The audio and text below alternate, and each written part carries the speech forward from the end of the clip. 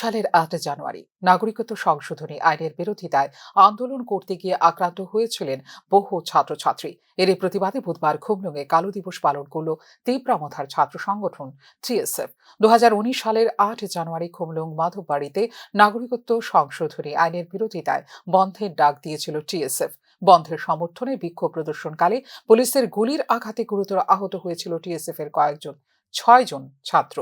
এরপর থেকে এই দিনটিকে কালো দিবস হিসেবে পালন করে আসছে টিএসএফ বলে এই দিন জানিয়েছেন সংগঠনের সাধারণ সম্পাদক হামলু জামাতিয়া। এবারেও এই দিনটিকে কালো দিবস হিসেবে পালন করা হয়েছে বলে জানিয়েছে টিএসএফ।